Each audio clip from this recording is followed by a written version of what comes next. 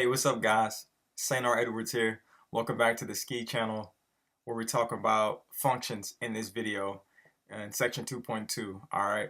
So in this particular video, we're going to talk about argument labels when it has to do with functions. You can open up the same playground that we were just on, or you can create an entirely new playground. Totally up to you.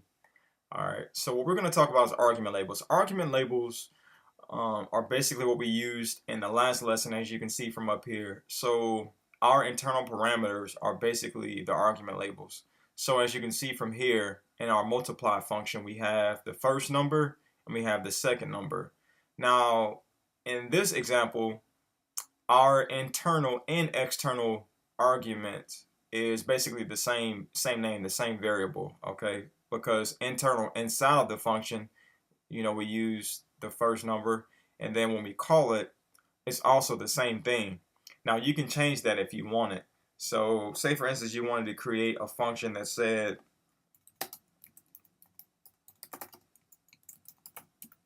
hello. So you can say func say hello,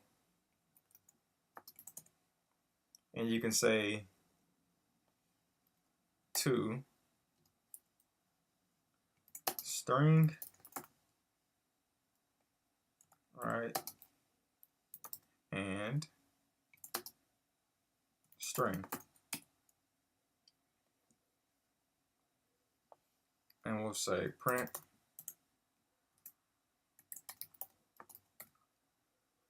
what up.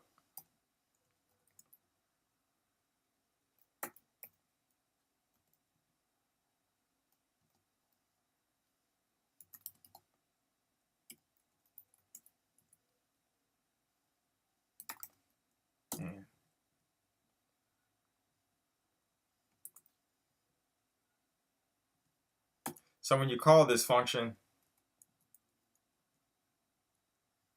which may seem a little weird, but let's do it. So we'll say hello to, and we'll just say LeBron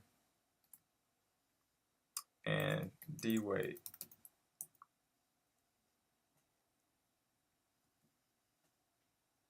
What up, LeBron and D Wade? That's what our console printed out. All right, cool. But that's kind of weird, right? What up to and that's kind of weird. So you could do something like this. If you wanted to change the internal parameter and external parameter, this is what you could do to make it more readable and easier to understand. So you can do this. So we'll say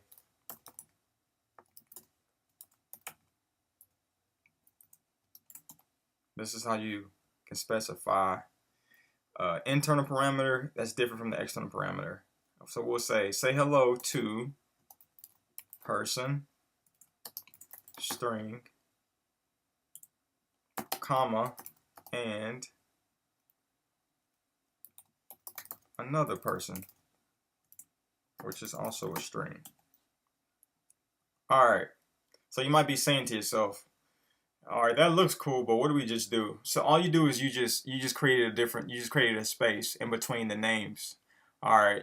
Now the way that and nobody taught me this, but the way that this resonated with me, the way that I was able to understand it and get this down is to think about it this way. The variable or the argument that is closest to the colon is internal. Now this is probably a little bit nasty, but if you're a normal, healthy human being, your colon is internal. Your colon is inside your body, all right? Okay, all right. I'll just leave it at that. Cool. So we'll do this. So we'll say print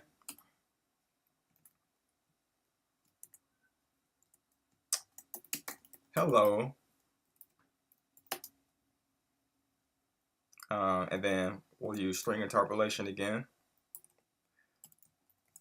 So we'll say person,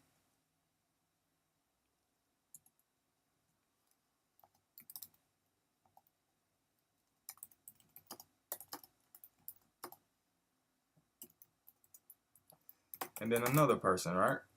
So hello to a person and hello to you, another person. All right, so let's do this. Now, when we call this function, it's going to look different. So now it's going to be the external parameters that pop up, the thing that is, the furthest from the colon. So we're going to say this. All you do is just say hello. And as you can see, now you got provided the string. So we'll say Beyonce and Jay-Z.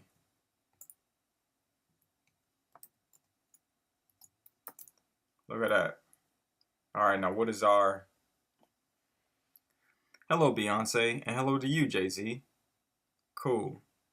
So it reads better. So you're saying say hello to Beyonce and Jay-Z. And it's just something, it's easier to read. All right. So that's how you can have your internal parameter and your external parameter different. Now, if you wanted to get rid of the internal parameter, you can do something like this.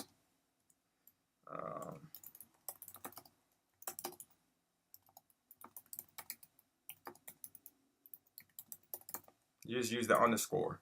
So we'll say func say goodbye.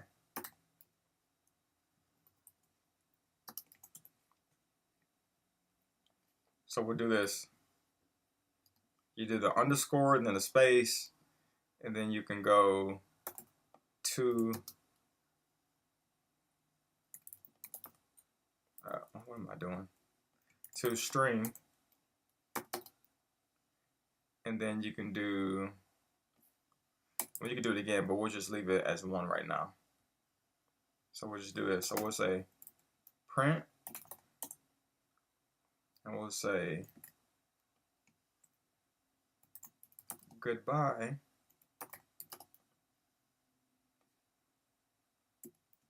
and then string interpolation, you just put the 2 in there. Now when you call this function, it's just going to be say goodbye, and it's going to have room inside of the curly brackets, brackets, just for the string. There will be no external parameter. So we'll just say goodbye. You call that, and as you can see, look at that. So all you got to do now is just say goodbye, Ryan. I don't know, random name. All right, cool. So say goodbye, Ryan. And down here in our console, as you can see, printed out, goodbye, Ryan. Another thing you can do with functions is you could provide the internal parameter default value. Say, for instance, if you were trying to create an app that was keeping track of, your favorite team's score, you can do something like this. So you can say func display, and we'll give it the internal parameters. We can say team name. It'll be a type string, right? And then we'll say score. It'll be a type int, and then we'll just say equals 0 starting off. All right. And then inside of our function, we can say print, and this will be in a string format. So we'll use interpolation, of course, but we're going to say our team name. We wanted to print out the team name. And then we'll say colon, and then we'll give it the score as well.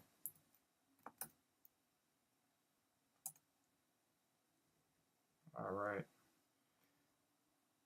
So let's call it. Let's see what happens. So we'll say display,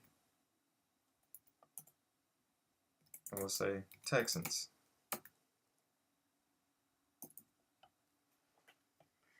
So the default value is 0. You see how we didn't give it, we didn't even put score in there when we called it, in this first go round. But let's see. So we can also call it with the score. So we'll say display name, and we'll say Texans.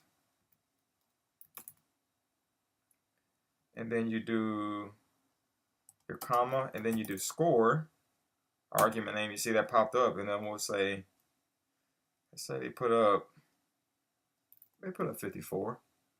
Deshaun Watson's back. Look at that. All right, so now you look at it again in our console, and we got 54. So that's an example of how you could give your argument a default value, and you can call it with or without that default value's value. All right, there you go. Stay tuned for more videos. In this next lesson, we're going to get into return types for functions. Take care.